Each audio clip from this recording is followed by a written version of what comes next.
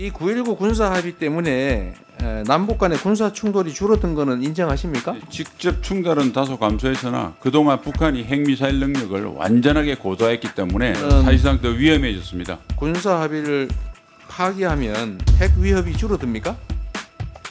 핵위협의 정강과는 큰 관계는 없지만은 북한이 나쁜 마음을 먹었을 때 훨씬 우리 국민을 보호할 수 있는 것이 효력 정지라고 생각합니다. 전쟁에서 이기는 게 중요하죠. 그런데 전쟁을 하지 않을 수 있는 상황이 훨씬 더 낫지 않습니까? 당연한 근데 이거보다 더 중요한 게 뭔지 아십니까?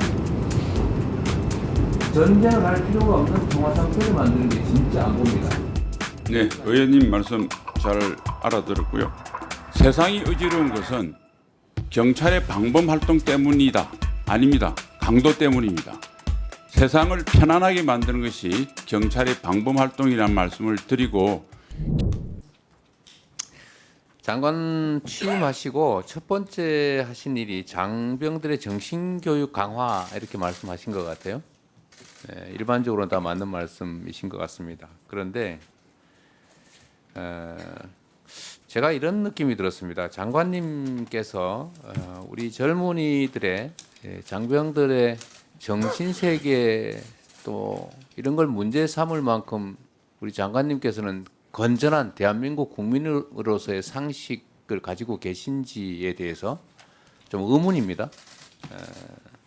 어떤 게 있냐면 장관님께서는 좀 상식에도 벗어나고 또 어쩌면 시대착오적이기도 하고 극우적이고 또 가끔씩은 친일적인 이런 생각을 이렇게 표현을 하세요.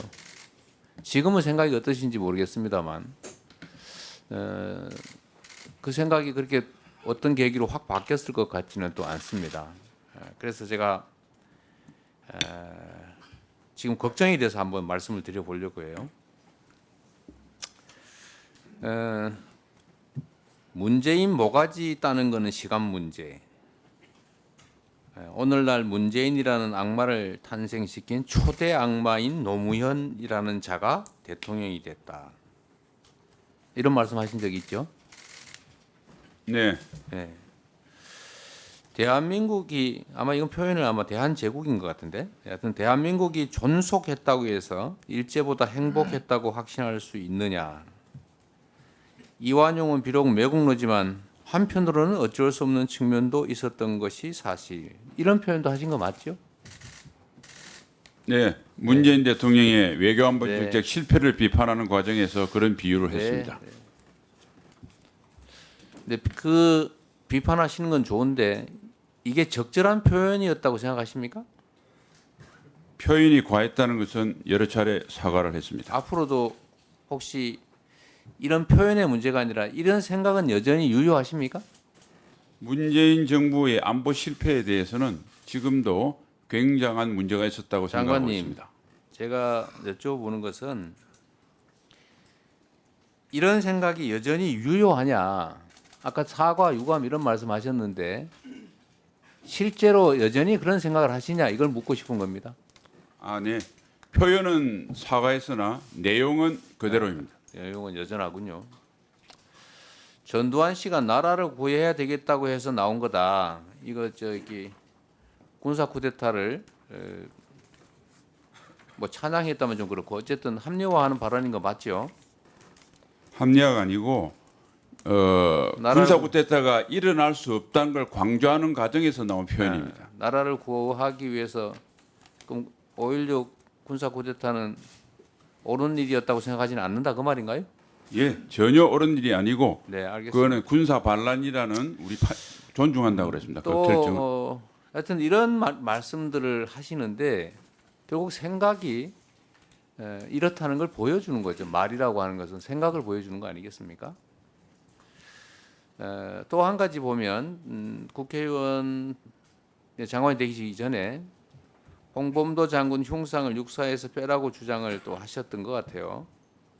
결국은 본인이 이런 이념 전쟁의 아주 핵심에 선두에 서 계신데 여전히 장관으로서도 이 생각은 변치 않겠지요.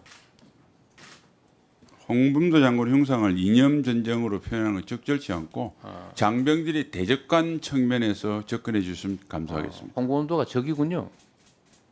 홍범도가 적이 아니라 홍범도 장군이 볼셰비키로서의 사상을 가진 것에 대해서는 우리가 북한 공산 집단으로부터 나라를 구하는 데 앞장선 게 육사이기 때문에 육사에서는 그 정체성과 맞지 않다라는 알겠습니다. 생각을 하고 있습니다. 뭐 납득되기진 않는데 생각은 확고하시군요.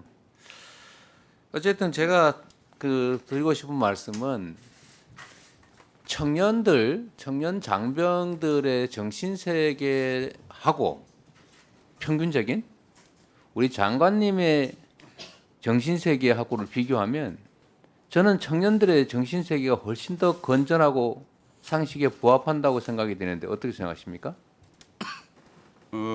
의원님께서 그런 생각을 가지시는 것에 대해서는 자유민주주의가 다양성을 본인의 주장하기 생각을 때문에 물었으니 제 생각을 묻지 마시고요. 예, 본인의 그래서 의견을 물었잖아요. 알겠습니다. 의원님 말씀 존중하는데 저는 동의하지 않습니다. 네. 자, 또 한 가지 좀 작년에도 제가 지적했던 건데 이 정부의 특성을 보면 말로만 하는 경향이 많아요. 말하고 행동이 완전히 따로따로입니다. 말 따로 행동 따로. 말따 행따 정부라고도 하던데요. 삼축 체계 강화 계속 얘기하고 있고 국방 전력 강화의 핵심적인 과제인 거 맞죠? 그런데 작년에도 이미 지적했습니다만 올해도 보면은 삼축 체계에 관련된 신규 사업 11개 중에서 7개가 반영되지를 못했어요. 이게 삼축 체계 중요하다라고 계속 얘기하면서도 실제로 진행되는 걸 보면 그 껍데기뿐인 것 같아요. 좀 더 여기에 우리가 역량을 좀 쏟아 넣어야 된다 이런 생각하지 않으십니까? 네, 부족한 부분은 계속 보완하도록 하겠습니다. 말로만 하지 말았으면 좋겠다 그런 뜻입니다. 행동으로 노력하겠습니다. 네. 그 행동으로 하신다는 말이 그냥 말뿐으로 끝나지 않기를 바랍니다. 제가 지금 9.19 군사합의 관련해서 한번 간단하게 의견을 물어보도록 하겠습니다. 자, 이 9.19 군사합의 때문에 남북 간의 군사 충돌이 줄어든 거는 인정하십니까? 네, 직접 충돌은 다소 감소했으나 그동안 북한이 핵미사일 능력을 완전하게 고도화했기 때문에 그러면은 사실상 더 위험해졌습니다. 군사 합의를 파기하면 핵 위협이 줄어듭니까?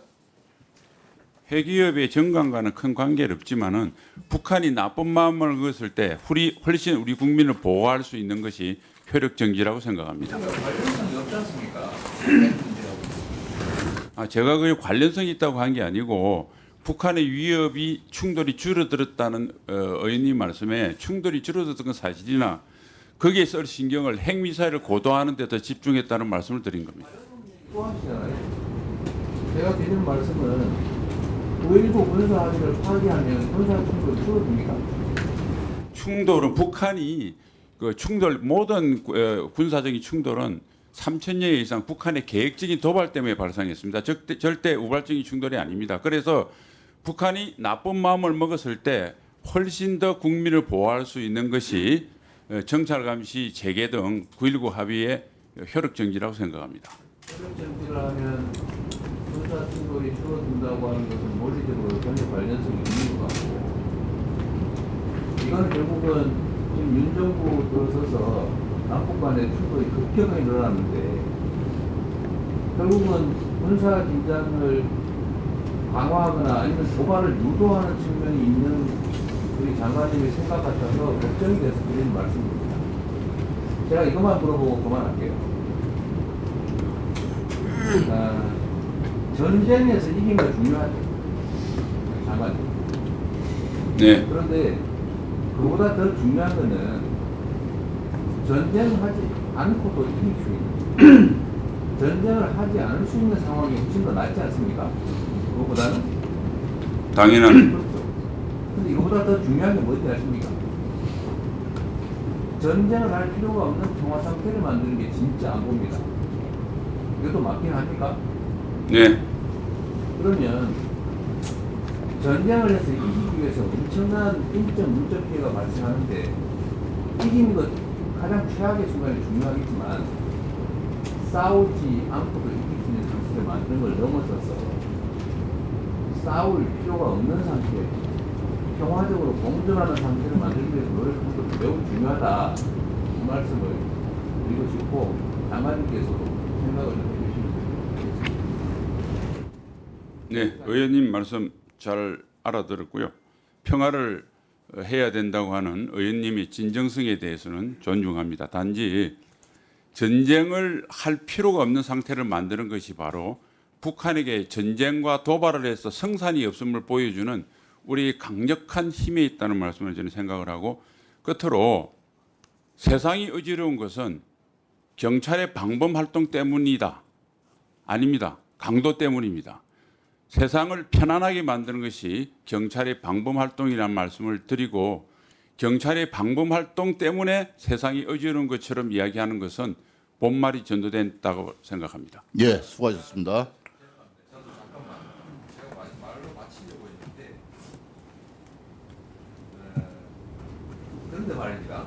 네, 대한민국의 국방비 지출액이 지금 얼마죠?